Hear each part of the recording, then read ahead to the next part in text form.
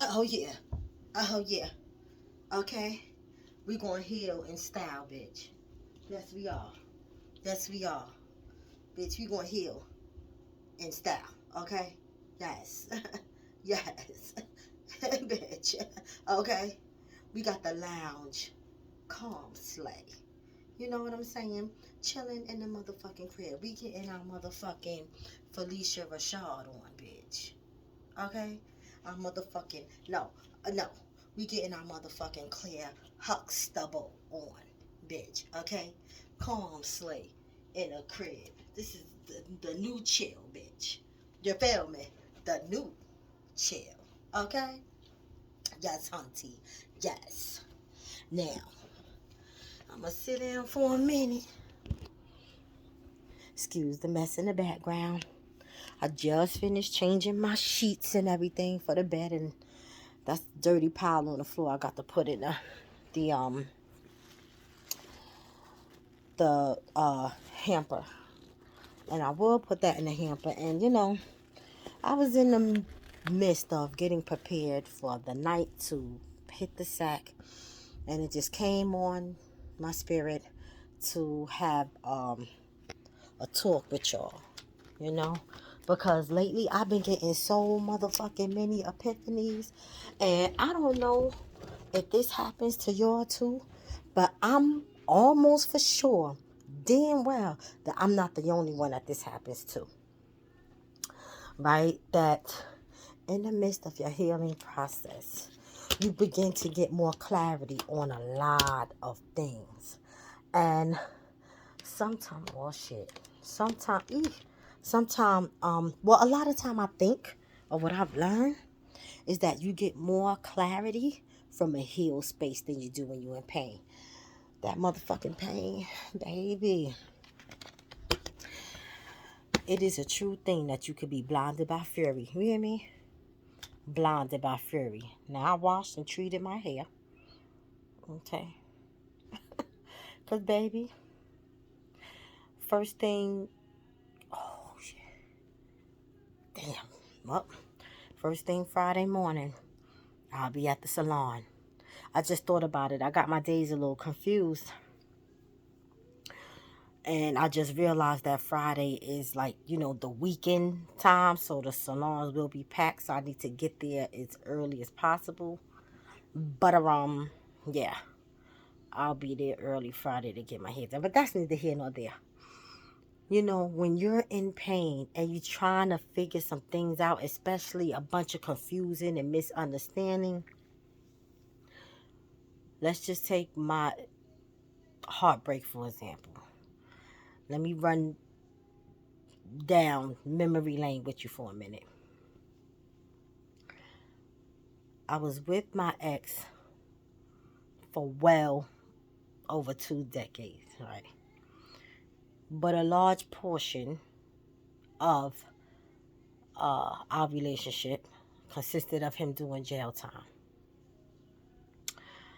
Um,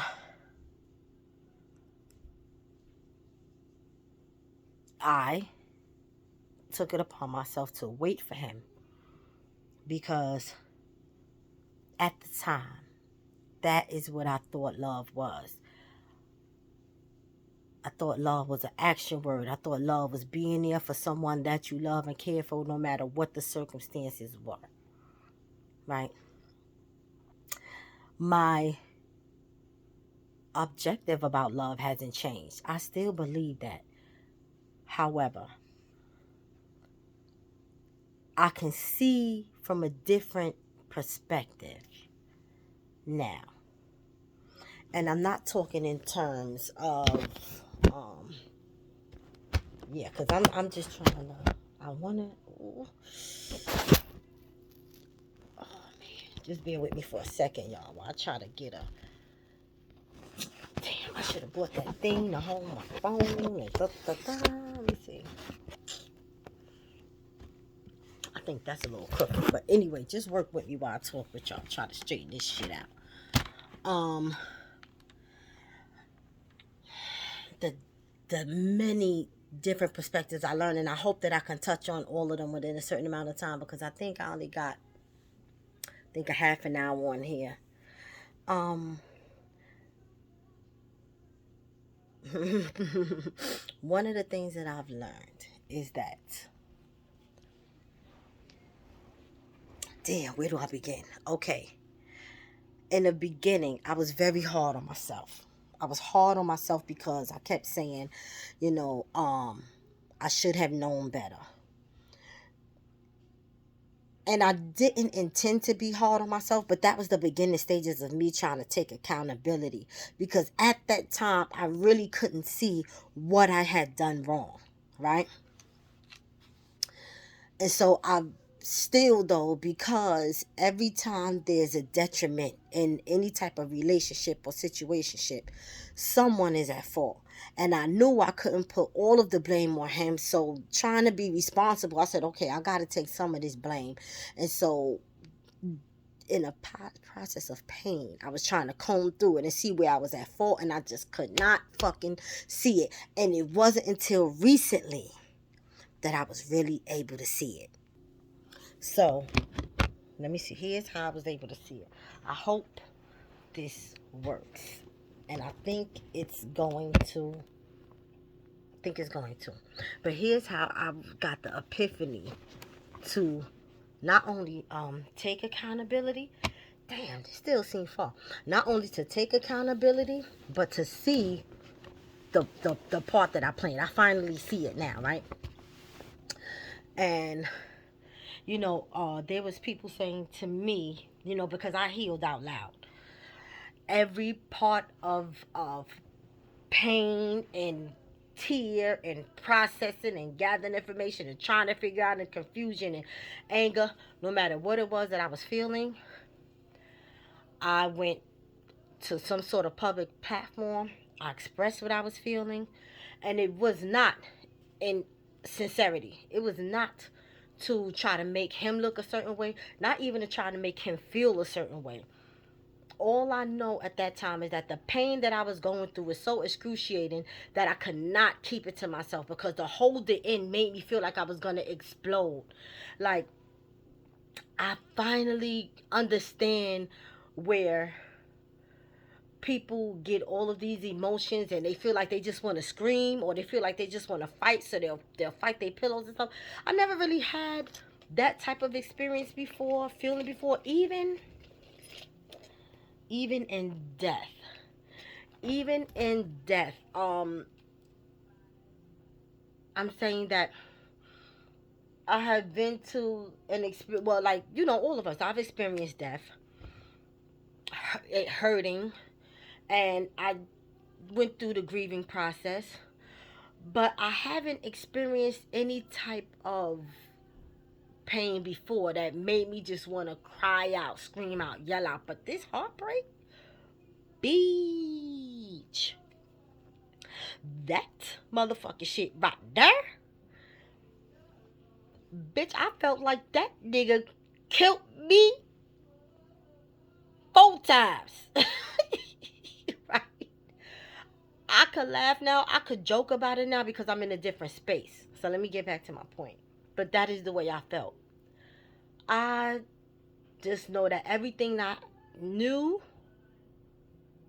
was gone. My whole world that I thought I knew and that I was building off of and planning on extending and how was just like fucking gone. I was in shock. I was distressed. I was angry. I was hurt. I was disappointed. All the shit that come with heartbreak. All the shit that come with heartbreak. So fast forward now. Um, this is some of the shit that I've learned that I couldn't see, and I've learned my portion of accountability. Okay? First of all, yes, we were together over 2 decades.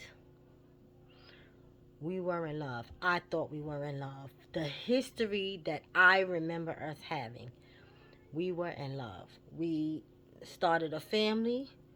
We were not like all, but like most black people. We grew up in a hood. Even though we grew up in 2 different hoods, it didn't matter. The hood was the fucking hood. We found each other. We fell in love. We made a decision. I mean, we still were the age of adults at that time because we were in our mid 20s. Um, but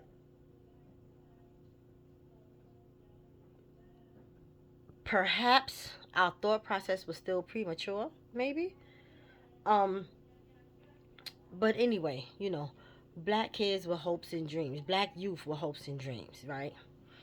And so I was in love with this man, and I just felt like no matter what the situation was, that I had to be there for him because that's what love was. A representation.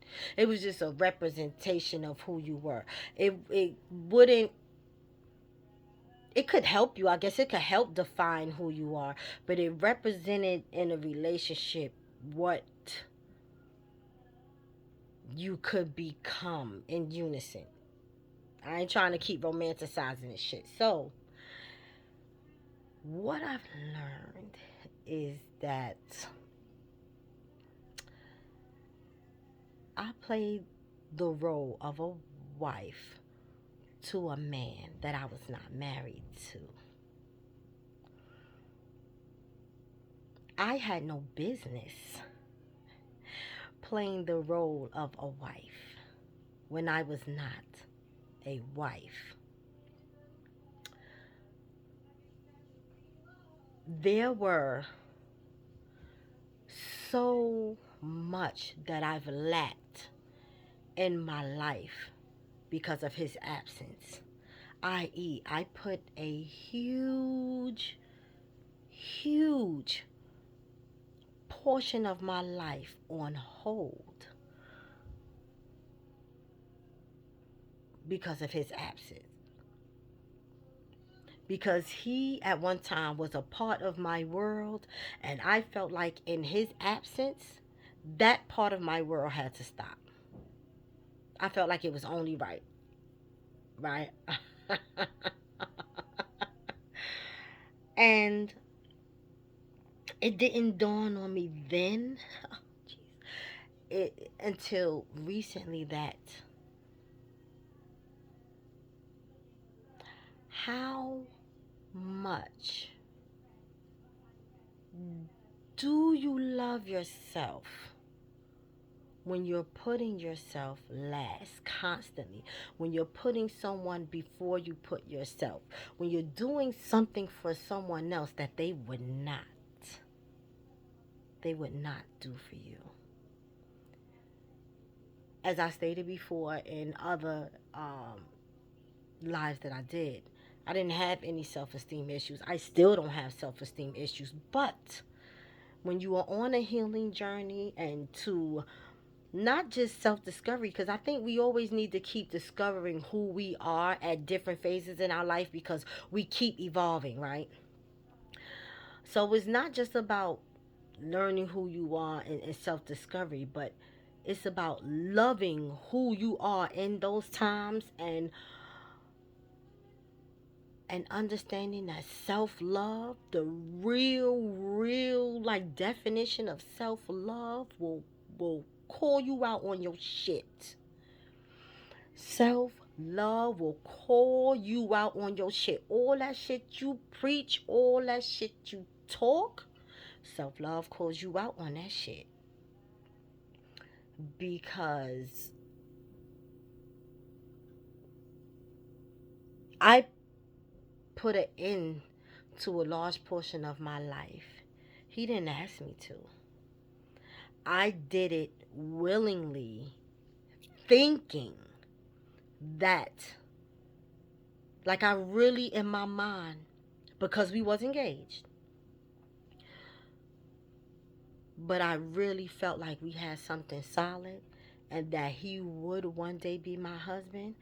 And so for it was very important to me to be able to uphold myself and our family unit together, so that when he come home, whenever he would return, he would be able to have a feeling of sincerity, safety, support, and some type of knowing that even though we evolved separately, this the basics of what we started out with, the love that we started out with, the foundation is still there. And so as we get to know each other again, there'll be some understanding, there'll be some compromising, there'll be some compatibility, but the love and respect that I have for him is still there. I just it was important for me to have him know those things. And so he never asked me. Um it was just a role that I took on because I felt like that's what I was supposed to do. And this is where I read somewhere in a book that you have to unlearn certain things. You have to grow through situations because, baby, some of the shit that we learn in our youth just simply cannot apply in our adulthood. You know, like I said, we grew up in the hood. I was, it was learned behavior to be loyal to your man, especially when he took on the role of being a man, and it didn't occur to me until I became a woman that men being a man, a lover, a friend, a provider, a husband, a father, like those hats that men supposed to wear, just like they expect us women to wear those many hats and understand the balance and learn how to create balance. I had to learn that men do not deserve credit for being men, for being responsible adults. You don't get credit for that. And those was areas I was giving him credit in because it was um my first real experience in an adult relationship. And he had met all the criteria of what I wanted in a man. And because he met those requirements at the time, it was like I rewarded him. And hold on, because some shit coming to me. That's why you see me pause. It's just shit is just coming and I gotta release it. And I rewarded him with dedication, unwavering dedication, and loyalty because, he was the it factor for me.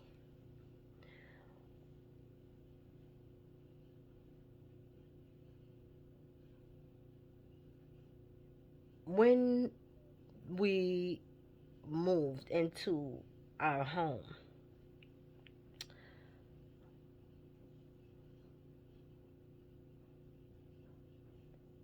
I was expecting him to be proud, um, supportive, because it was a time of anxiety for me. It probably was for him too, but I just felt at some point we'll become a team because I wanted to get him and our family out of the environment that originally took him away. And me not having any relationships um with men, I excuse me putting any portion of my life on hold for someone who made conscious decisions to do things to stay away from me was not an act of self-love. Self-love is living your life for you at the best that you can without hurting anyone, in particularly the ones that you love. And being able to live in each moment, in every moment. And I neglected that for myself, all out of thinking that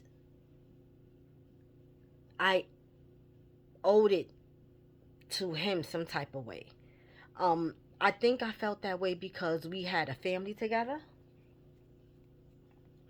and I felt that I owe it to myself. I owe it to my children. I owe it to my my husband. I would always say he was my husband. I said it so much that people actually believe it, but in fact it was not so. We were not married. We were not ever married. Um but I felt that it was the right thing to do as a single parent, as a significant other. Like, let's just talk ebonics for a minute. And sometime I know my language is going to switch up because I try to be politically correct as to not to offend anyone, but at the same time I gotta keep shit real. I grew up, like I said, thinking that, when your man is a man, you be good to that man. I was so, it's crazy how you get messages through different people, because I'm telling you, sure as I'm sitting here, it was times that, people knew of my situation on more than one occasion.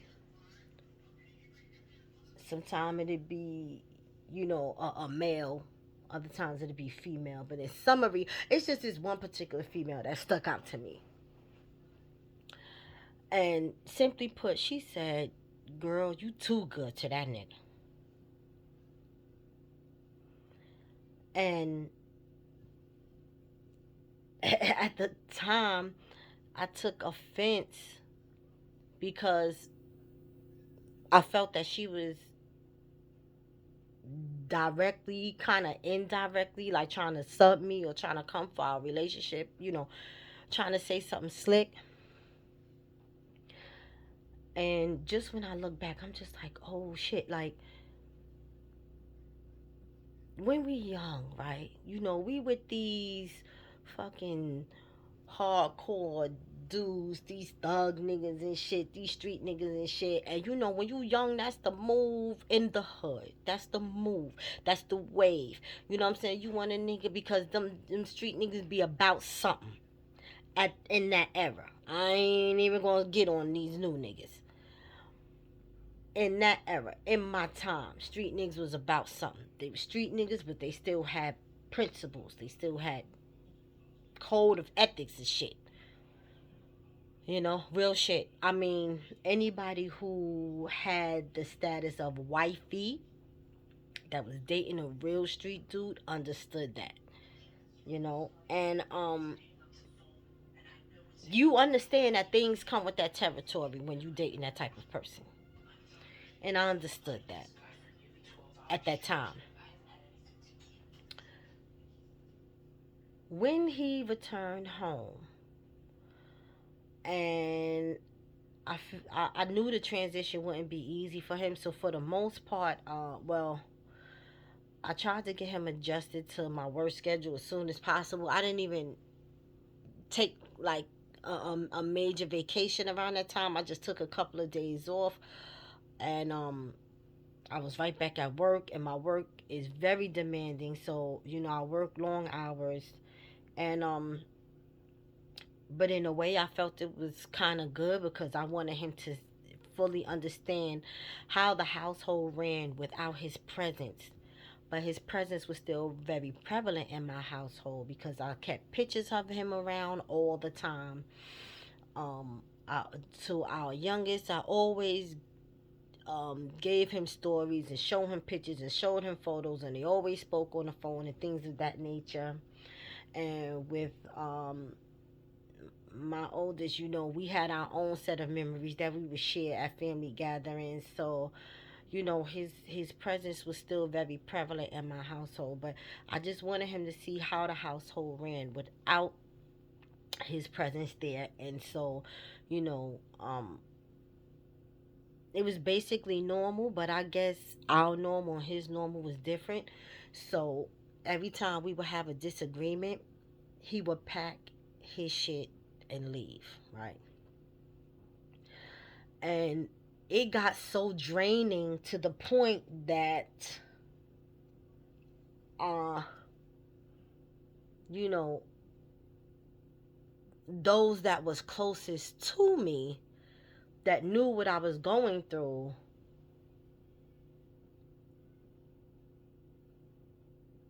it was just like, damn, again, okay, well, he'll be back. Damn, again, okay, he'll be back. And so we're gonna fast forward now to 2 years ago now. Could be, yeah, come going on 2 years or going on 3, going on 2 years. It's gonna be going on 2 years soon. That he left for good, and I don't know if maybe he intended to leave for good, but I knew that that was going to be the last time that he was leaving me, because I'm not going to keep being a fool for no motherfucking nigga. I done put too much shit on a line to be mistreated. I done put too much of myself on standby to be disrespected. I done gave too much of myself, poured too much of myself, been 10 toes down from day one for somebody to say that they love me and to keep leaving me, keep leaving me. And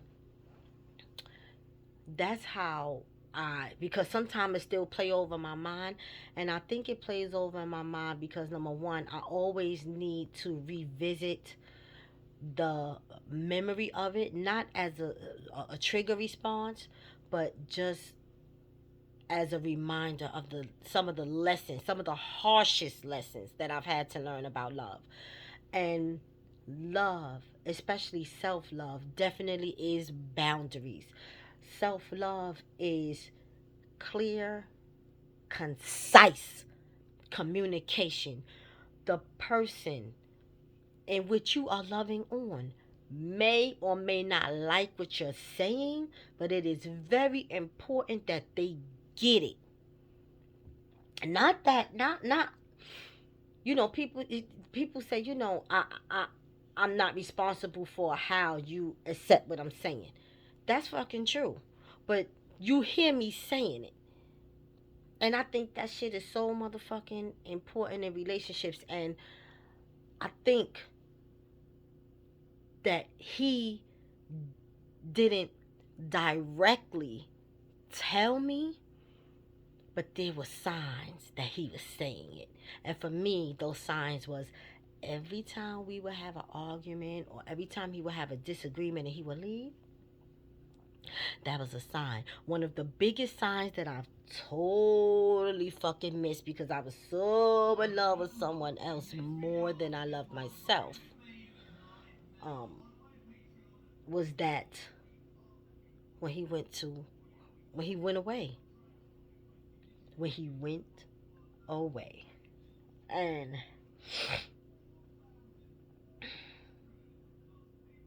when he did that bad and he went away for that long time, that was one of the most biggest signs right there that I missed. And I continue to dedicate myself to someone who would never do that for me in return. I continue to be there for someone who would not ever be there for me. I continue throughout that time to love on someone and be a representation of him in these streets and in our home life. when he wouldn't do it for me. And when you love someone that much, how can you be loving yourself? There's really no room. There's really no room. You can have the biggest heart ever, but if someone else is taking up 80% of your heart, where's the room for you? When you're doing all of these other things for someone else so that they can be comfortable in whatever situation they put themselves in, when they can try to live as best as they could in their situation while I'm struggling on my own. Because, see, I was struggling financially. I was new to my job, and over years, my job had pay increases, but it wasn't until his return that I began to have those pay increases. Yeah, you know? And so I struggled financially. Yes, I had the help of my family.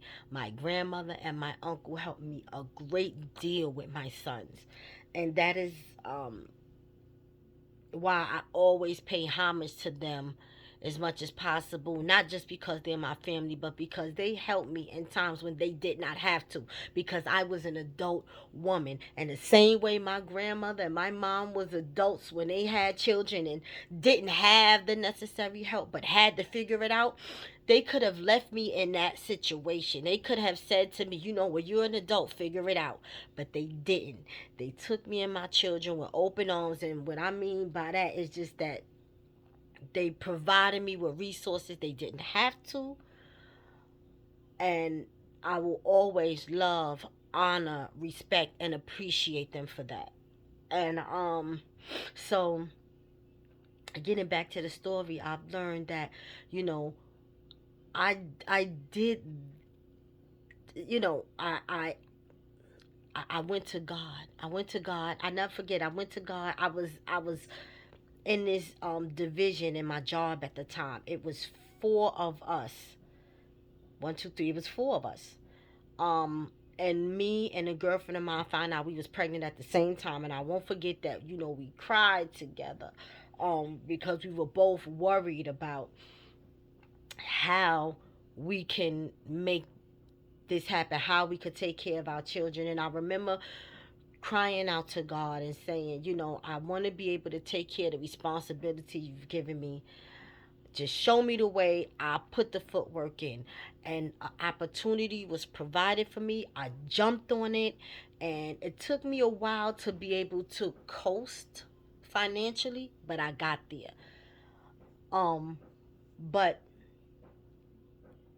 even me being able to coast financially is not the same as being in a struggle with this nigga that's locked up and you still struggling financially on the outside. You still taking care of the kids. You don't have a secondary income because, you know, your secondary income has been removed from the household. So you're struggling and you're taking care of him and you're making sure he got packages and you're making sure that he's good, and you have to reveal personal information to strangers you don't even know. This is me at my job because I had to get permission to be able to go and see him because my line of work is security. And yes, we have children together. And it was just, you know, when I look back on it, you know, without getting too detailed, you know, because a lot of us who deal or dealt with those type of men in our times have come to realize what that life entails. I just feel like I overextended myself, and I really hate to use the word over love, but in layman's terms and ebonics, I did too fucking much. I did too fucking much. And bitch, let me tell you one of the very valuable lessons he taught me. That won't ever happen again. Reciprocity is big for me. And I'm talking about from the motherfucking gate. Baby, let me tell you something, right? Because, oh, he done vetted me into this shit. He done vet me into this shit. So, even from the dating stage, we cool, we cool. You get what the fuck you give. You move right, I move righter. That's it. I'm a, I'm good. You move left, I move out. I'm too motherfucking grown to be playing these motherfucking games. And I don't mean that we have to jump into a relationship. No, no, no. I don't mean that at all. I mean that effort, consistency, and reciprocity is fucking big to date me. I am not no half-ass bitch. You're not gonna half-ass me on a motherfucking thing. You could keep your half-ass over there at your raggedy-ass mama house, okay? Because I'm a whole motherfucking woman all by myself. And if you're going to deal with me or date me in any type of way, then I need the whole you. All right? Because I'm not with none of that half-ass shit. And again, if I have to keep clarifying what the fuck I mean by that, then maybe this motherfucking live ain't for you. But I just refuse to be half-ass anymore. And the way that he vetted me is that I can recognize, I can smell, I can see the bullshit from a mile away. And right now, I have no tolerance for it. None. None. We gonna date? That's what's up. You know, we could date. But effort and consistency and communication and reciprocity, like that shit, there has to be consistency in that shit. Cause I'm not with the dumb shit. It will not be near another nigga out here that will waste my valuable resources. Time in particularly, because time is something that you can't get back. And I'm still trying to find a way over that fucking hump, how to not be angry about that. And the only way I find any type of serenity in that is to take some form of accountability. Because the very brutal and honest truth is that I went into that pure hearted with love. Not everybody understanding of love is the same. Not everyone knows how to receive love. Not everyone understands your love language. Not everyone can appreciate love. Not everyone understands the intent behind which your actions are, right? And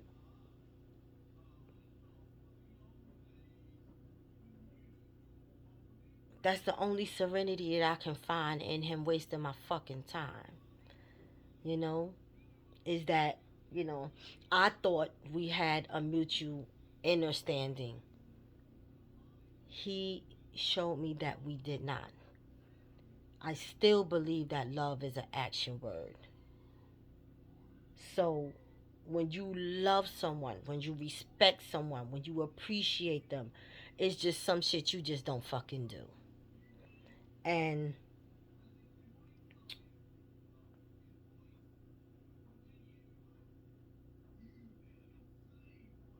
so I keep getting these epiphanies and different levels of understanding because pouring so much. I mean, it was a lot. It was a lot on me. Not just to constantly pour into someone that I was loving, but to maintain the family all on my own. Um, to be the man and the woman. And yes, I had my family there to help me, but y'all know what I'm talking about. Those quiet times, those times where